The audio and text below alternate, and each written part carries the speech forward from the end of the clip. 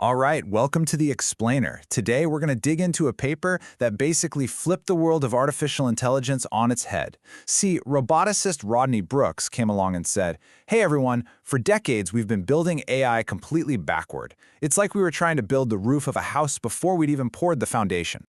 So let's think about this for a second. What's actually harder for a machine to do? I mean, to us, chess feels like the absolute peak of intelligence, right? But Rodney Brooks pointed out this really interesting paradox. We had supercomputers that could beat a chess grandmaster, but that same computer couldn't tidy up a room, something a toddler can do without even thinking about it. And figuring out why that is, well, that changed everything for AI research.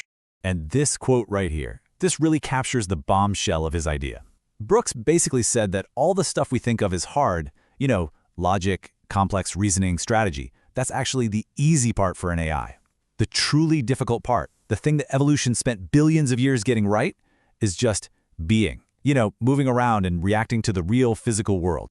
Okay, so to really get why this was such a big deal, we have to look at what everybody else in the AI world was doing at the time. Because, honestly, they were all marching down a path that Brooks saw as a total dead end. So the big idea back then was that intelligence was all about manipulating symbols. You build this central brain, you feed it abstract concepts like pawn to e4, and it spits out an intelligent move. Everything else, like seeing the board or moving the pieces, that was just an afterthought. Simple inputs and outputs you could just, plug in later. And this led to what people started calling the brain in a vat problem. These AIs were geniuses inside their own little simulated worlds, but they had absolutely zero common sense. They just couldn't grasp things that are completely obvious to us because they'd never actually experienced physical reality. All right, so Brooks comes along and proposes this totally radical alternative. He says, forget starting from the top down with abstract thoughts.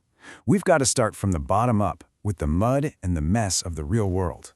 And this is the heart of it. The physical grounding hypothesis. The idea is that intelligence isn't some abstract thing floating in a computer. It has to be earned through direct physical experience. You can't just tell a robot that a chair is for sitting. It has to learn what a chair is by, bumping into it, navigating around it. The whole philosophy was build the body first and the mind will follow.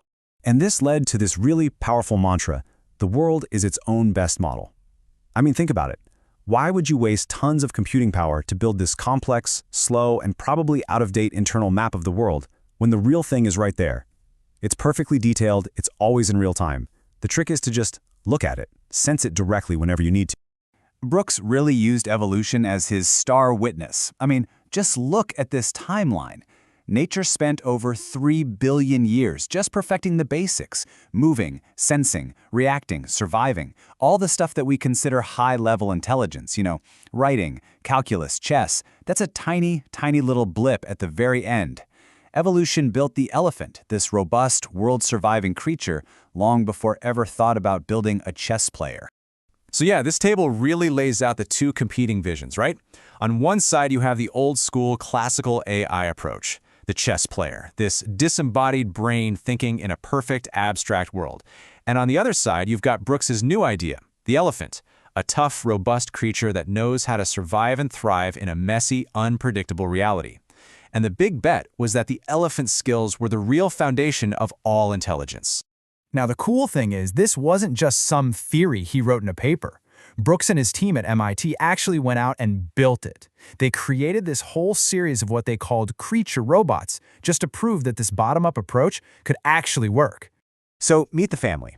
Allen, Herbert, Genghis, Squirt. These guys were designed with a totally new philosophy called the Subsumption Architecture. And the big idea here was no single big central brain. Instead, these robots were just a collection of simple, independent behaviors, kind of layered one on top of the other. Let's take Herbert, the soda can collector. Now, the most fascinating thing about Herbert was that its different parts were totally isolated from each other. The vision system couldn't just send a message to the arm controller saying, "Hey, I found a can." So, how in the world did it work? And this is where the genius comes in. The robot used the world itself as its message board. So the vision module would see a can, and its only job was to stop the wheels. Then, the arm module, completely independently, had a super simple rule. If the wheels stop, start looking for something can-shaped right in front of me. And this made it incredibly opportunistic.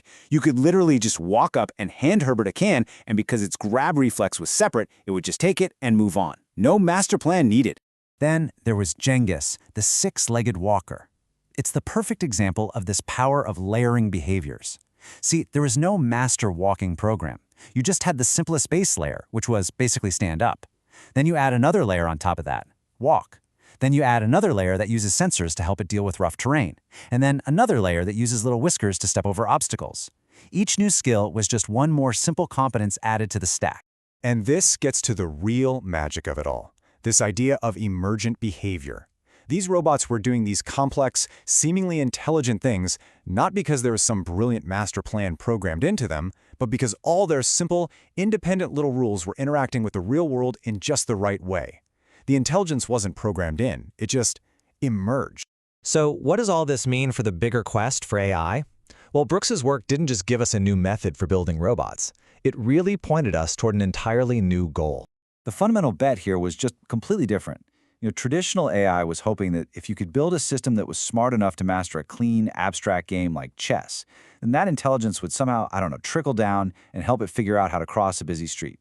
Brooks was betting the other way. He said, if you can build a creature that can robustly and reliably cross a busy street, that creature might just have the foundation to one day learn how to play chess. And that brings us right up to today. When you look at modern AI, everything from these massive language models to self-driving cars, it leaves us with a really fascinating question. Which path did we end up taking? Are we building better chess players? Brilliant systems that live in these clean, digital worlds? Or are we finally starting to build better elephants, intelligences that are actually grounded in our messy physical reality? And maybe the biggest question of all is, which one of those paths will actually get us to what we think of as true intelligence?